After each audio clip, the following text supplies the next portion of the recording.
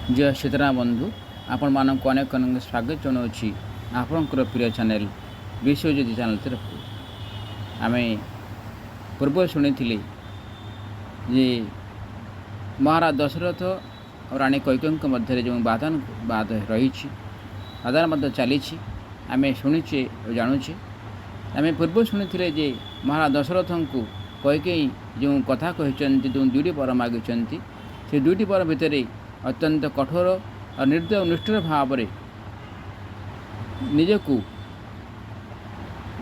व्यवहार करी महाराज दशरथ को किभली भाव में कहते जहाँ दुईटी वर होची गोटे हूँ भरत राज तिलक नेब द्वितीय हूँ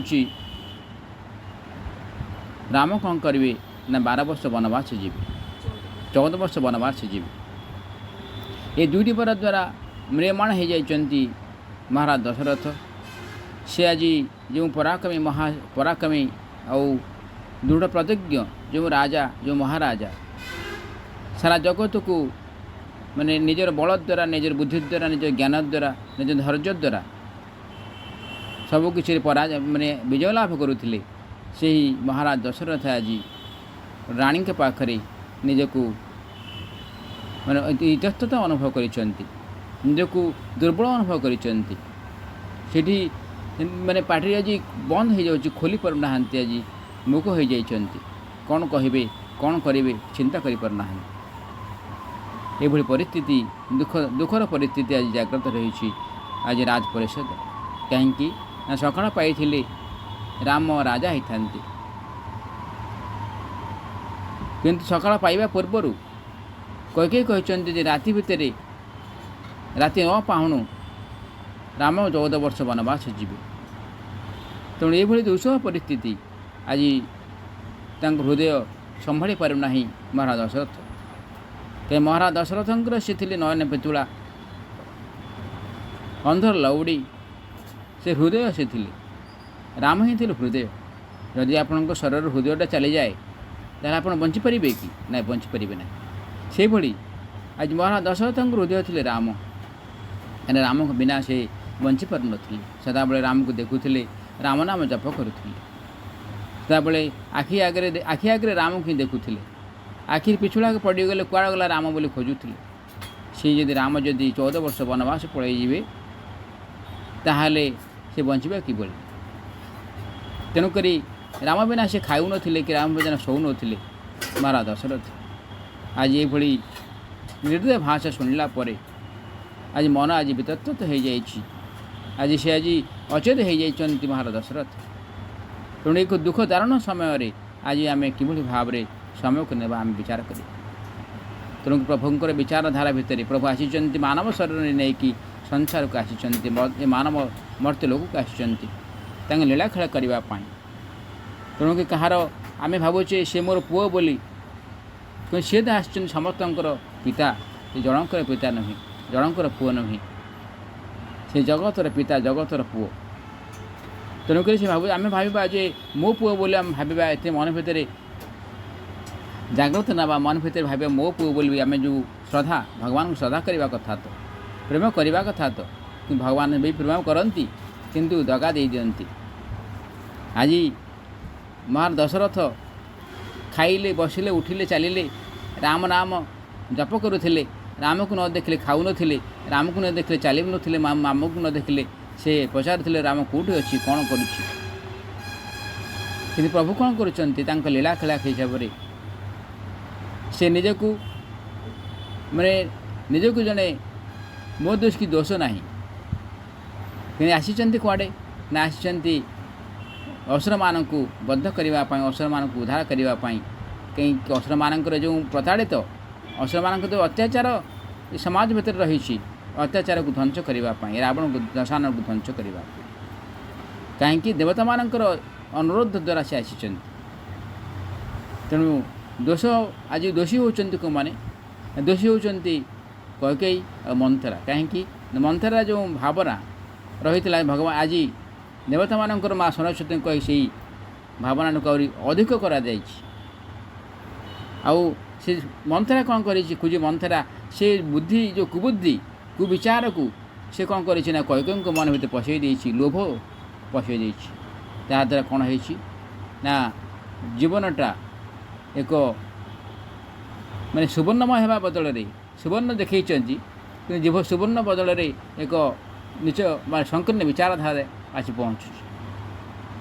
ଦୋଷୀ ହେଉଛନ୍ତି କେଉଁମାନେ ନା ଦେବତାମାନଙ୍କର ସ୍ୱାର୍ଥ ସାଧନା ଭିତରେ ଦୋଷୀ ହେଉଛନ୍ତି ମା କୈକେୟୀ, ରାଣୀ କୈକେୟୀ ଆଉ ମନ୍ଥରା।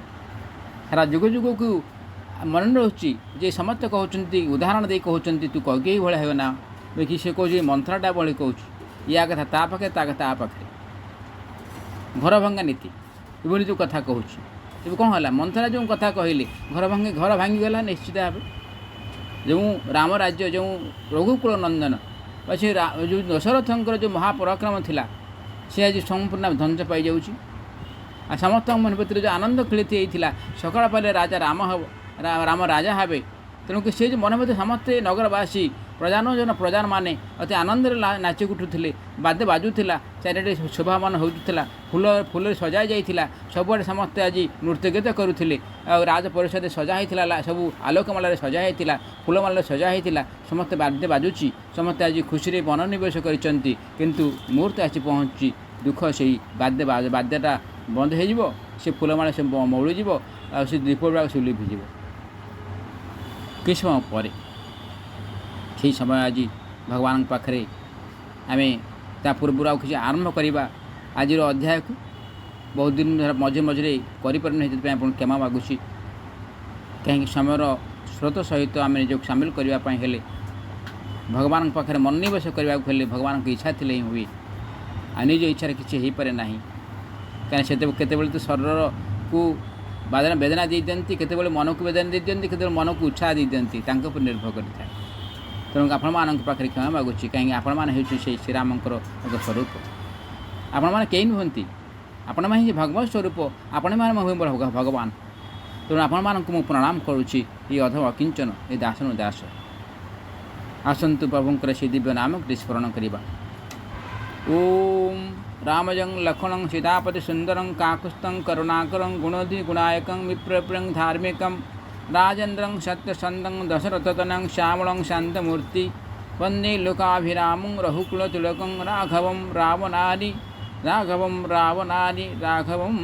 ରାବଣାରି ଜୟ ସୀତାରାମ। ବନ୍ଧୁ ଆସନ୍ତୁ ଆଜି ଶୁଣିବା ଆଜିର ଗୋସ୍ୱାମୀ ତୁଳସୀଦାସ ଶ୍ରୀରାମଚରିତ ମାନସ, ଅତି ସୁନ୍ଦର ଗ୍ରନ୍ଥ, ସୁନ୍ଦର ଏକ ଅଧ୍ୟାୟ। ଆମେ ଆଜି ଜାଣିବା ଓ ଶୁଣିବା ପ୍ରଭୁଙ୍କର ଲୀଳା, ପ୍ରଭୁଙ୍କର ବିଚାରଧାରା ଭିତରେ ଆଗକୁ କ'ଣ ଘଟୁଛି, କିଭଳି ସମୟ ଆସି ପହଞ୍ଚିଛି। ଆମେ ଆସନ୍ତୁ ଦେଖି ବ୍ୟାଧି ଅସାଧ ନୁପୁ ପରେଉ ଧରେନି ଧୁନି ମାଥ, କହତ ପରମ ଆରତ ବଚନ ରାମ ରାମ ରଘୁନାଥ। ରାଜା ଦେଖିଲେ ଯେ ରୋଗଟା ଅସାଧ୍ୟ, ତେଣୁ ଅତ୍ୟନ୍ତ ଶୋକାର୍ତ ହୋଇ ହାରାମ ହାରାମ ହା ରଘୁନାଥ କହି କହି ମୁଣ୍ଡ ପିଟି ତଳେ ପଡ଼ିଗଲେ। ବ୍ୟାକୁଳ ରାଉ ଶିଥିଳ ସବ ଗାତା, କରିନି କଲ ପଥରୁ ମନହୁ ନିପାତା, କଣ୍ଠୁ ସୁଖ ମୁଖ ଆବନ ବାନି, ଜନୁ ପାଠିନୁ ଦିନ ବିନୁ ପାନି। ରାଜା ଶୋକାକୁଳ ହୋଇଗଲେ, ତାଙ୍କର ସମଗ୍ର ଶରୀର ଶିଥିଳ ହୋଇଗଲା। ତାଙ୍କୁ ଦେଖି ମନେ ହେଲା ସତେ ଯେପରି ହସ୍ତିନୀ କଳ୍ପବୃକ୍ଷକୁ ଫୋପାଡ଼ି ଦେଇଛି। ତାଙ୍କର କଣ୍ଠ ଶୁଖି ଯାଉଥାଏ, ମୁଖରୁ କଥା ବାହାରୁ ନଥାଏ, ଲାଗୁଥାଏ ସତେ ଯେପରି ପାଣି ବିନା ଭାକୁର ମାଛ ଚଟପଟ ହେଉଛି।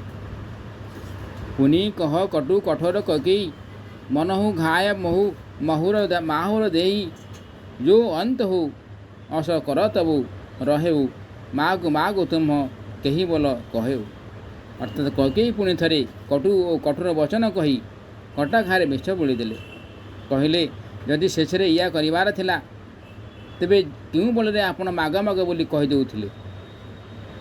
ଦୁଇକି ହୋଇ ଏ ସମୟ ଭୁଆଲା, ଦୁଇକି ହୋଇ ଏକ ସମୟ ଭୁଆଲା, ହଂସବ ଠଠାଉ ଫୁଲାଉ ଗାଲା, ଦାନି କହାଉବ ଅରୁକପୁର ନାଇ, ହୋଇକି କ୍ଷେମ କୁଶଳ ତ ରୋତାଇ। ଅର୍ଥାତ୍ ହେ ରାଜା, ଠୋ ଠୋ ହସିବା ଓ ମୁହଁରେ ଫୁଲେଇ ବସିବା, ଏ ଦୁଇଟି ଯାକ କାମ କ'ଣ ଏକା ସାଥିରେ ହୋଇପାରେ? ଏଣେ ଦାନି ବୋଲି କହିଦେବେ, ତେଣେ କୃପଣତା ବି ରଖିବେ। କ୍ଷେମ ଓ କୁଶଳ ଅର୍ଥାତ୍ ଯୁଦ୍ଧରେ କ୍ଷତ୍ରିୟ ବୋଲି ଦେଖାଇ ହେବେ, କିନ୍ତୁ ଦେହରେ ଖଣ୍ଡିଆ ଟିକେ ବି ହେବନି। ଉଭୟ କ'ଣ ଏକା ସାଙ୍ଗ ହୋଇପାରିବ? ଏହା କହୁଛନ୍ତି କୈକେୟୀ ନିଷ୍ଠୁର ଭାଷା କହୁଛନ୍ତି ମହାରାଜ ଦଶରଥଙ୍କୁ। ଛାଡ଼ହୁ ବଚନ କି ଧରିଛୁ ଧରହୁ, ଜନି ଅବଲା ଯେମି କରୁଣା କରହୁ, ତନୁ ତିୟ ତନୟ ଧାମ ଧନୁ ଧରନି, ସତ୍ୟ ସନ୍ଧ କହୁ ତୃଣ ସମବରନି। ଅର୍ଥାତ୍ ହୁଏତ ପ୍ରତିଜ୍ଞା ଛାଡ଼ି ଦିଅନ୍ତୁ, ନଚେତ୍ ଧୈର୍ଯ୍ୟ ଧରନ୍ତୁ, ଏଭଳି ଅସହାୟ ଅବଳା ପରି କନ୍ଦାକଟା କରନ୍ତୁ ନାହିଁ। ସତ୍ୟବ୍ରତ ବ୍ୟକ୍ତି ସମ୍ମୁଖରେ ତ ଶରୀର, ସ୍ତ୍ରୀ, ପୁତ୍ର, ଘର, ଧନ ଓ ପୃଥିବୀ ତୃଣ ସମାନ ବୋଲି କୁହାଯାଇଛି। ଏଇ ଆମେ କହିବା କଥା ଯେ ସତ୍ୟବ୍ରତ ବ୍ୟକ୍ତି ସମ୍ମୁଖରେ ତ ଶରୀର, ନିଜର ଶରୀର, ସ୍ତ୍ରୀ, ପୁତ୍ର, ଘର, ଧନ ଓ ପୃଥିବୀ ସବୁ ତୃଣ ସମାନ ବୋଲି କୁହାଯାଇଛି ବା ଘାସ ସମାନ ବୋଲି କୁହାଯାଇଛି। ମରମ ବଚନ ଶୁଣି ରାଉ କହୁ କଛୁ ଦୋଷ ନ ତୋର, ଲାଗୁ ତୋହି ପିଶାଚ ଯେମି କାଲୁ କଭାବତ ମୋର। ଅର୍ଥାତ୍ କୈକେୟୀ ମର୍ମଭେଦୀ ବଚନ ଶୁଣି ରାଜା କହିଲେ, ତୁ ଯାହା ଚାହୁଁଛୁ କହିଯା, ତୋର କିଛି ଦୋଷ ନାହିଁ। ମୁଁ କାଳ ହିଁ ତୋ ଦେହରେ ପିଶାଚ ହୋଇ ଲାଗିଯାଇଛି, ସେ ହିଁ ତୋ ମୁହଁରେ ଏସବୁ କଥା କୁହାଉଛି। ଚହତ ନ ଭରତ ଭୂପତ ହିଁ ଭୋରେ, ବିଧି ବସ କୁମତି ବସି ଜିଅ ତୋରେ, ସୁସବୁ ମୋର ପାପ ପରିଣାମ, ଭୟ କୁଠାହର ଯେହି ବିଧି ନାମ ବାମ। ଅର୍ଥାତ୍ ଭରତ ତ ଭୁଲରେ ବି ରାଜପଦ ଚାହେଁନି, ଦୟ ବସର ହିଁ ତୋ ଭିତରେ ଏଇ ଦୁର୍ବୁଦ୍ଧି ଆସି ପହଞ୍ଚି ଯାଇଛି। ଏସବୁ ମୋରି ପାପର ପରିଣାମ, ମୋରି ପାପ ହେତୁ ହିଁ ଏହି ସମୟରେ ବିଧାତା ବାମ ହୋଇଗଲା। ଶୁଭ ବସି ଫରି ଅବଧ ସୁଭାଇ, ସବ ଗୁଣ ଧାମ ରାମ ପ୍ରଭୁ ତାଇ, କରି ହିଁ ଭାଇ ସକଲ ସେବକାଇ, ହୋଇ ହିଁ ତିହ ପୁର ରାମ ବଡ଼ାଇ। ଅର୍ଥାତ୍ ତୋ ଦ୍ୱାରା ନଷ୍ଟଭଷ୍ଟ ହୋଇଯାଇଥିବା ଏହି ଅଯୋଧ୍ୟା ପୁନର୍ବାର ସଭା ସୌନ୍ଦର୍ଯ୍ୟରେ ଝଲସିବ। ଏଠାରେ ସର୍ବଗୁଣର ଧାମ ଶ୍ରୀରାମଙ୍କ ରାଜୁତି ବି ହେବ। ସବୁ ଭାଇ ତାଙ୍କ ସେବା କରିବେ ଏବଂ ତ୍ରିଲୋକରେ ଶ୍ରୀରାମଙ୍କର ମହିମା ବ୍ୟାପିବ। ତୋର କଳଙ୍କୁ ମୋର ପଛିତା ଆଉ, ମୁଁ ହେଉ ନ ମିଟିହି ନ ଯାହିଁ କାଉ, ଅବତୋହି ନିକ ଲାଗ କରୁ ଶୋଇ, ଲୋଚନ ଓଟ ବେଠୁ ମହୁ ଗୋଇ। ଅର୍ଥାତ୍ କେବଳ ତୋର କଳଙ୍କ, ମୋର ପଶ୍ଚାତାପ ହିଁ ମଲା ପରେ ବି ଲିଭିବ ନାହିଁ। ଏହି କଳଙ୍କ କୌଣସି ପ୍ରକାରେ ଯିବ ନାହିଁ। ତୋର ଯାହା ଇଚ୍ଛା ତାହା କର, ଯାହା ମୋ ଆଗରୁ ହଟିଯା, ମୋତେ ତୋ ମୁହଁ ଦେଖାନା। ସେ କହୁଛନ୍ତି ଏ ଯେଉଁ କଥା ବର୍ତ୍ତମାନ କହିଲ, ଏ ବର୍ତ୍ତମାନ ଯେଉଁ କଥାଟା କହିଲୁ, ବର୍ତ୍ତମାନ ରାଣୀର କୈକେୟୀ କହୁଛନ୍ତି ଏ କଳଙ୍କ, ଏ ପଶ୍ଚାତାପ ମୋର ମଲା ପରେ ମୋତେ ଲିଭିବ ନାହିଁ। ସମସ୍ତେ କହିବେ କାହିଁ ତ୍ରେତା ଯୁଗ ପଳାଇଯିବ, ଏଭଳି ଯୁଗ ଯୁଗ ଚାଲିଯିବ, ତଥାପି ସମସ୍ତଙ୍କ ମନ ଭିତରେ ମୋ କଥା ଆଉ ତୋ କଥା ସଦାବେଳେ ବିଚାର କରୁଥିବେ। କିଭଳି ମହାରାଜ ଦଶରଥ ଥିଲେ ଆଉ ରାଣୀ କୈକେୟୀ କିଭଳି ଥିଲେ। ଜବ ଲଗି ଯିବ କହୁ କ ଜୋରି, ତବ ଲାଗି ଜନି କଛୁ କହ ଏକ ବହୁରି, କହସି ବହୁରି। ଫିରି ପଛି ତେହସି ଅନ୍ଧ ଭାଗି, ମାରସି ଗାଈ ନହାରୁ ଲାଗି। ଅର୍ଥାତ୍ ତୋତେ ମୁଁ ହାତ ଯୋଡ଼ି କହୁଛି, ମୋ ପିଣ୍ଡରେ ପ୍ରାଣ ଥିବା ଯାଏଁ ତୁ ଆଉ ମୋତେ କିଛି କହନା। ଆଲୋ ଅଭାଗିନୀ, ତୁ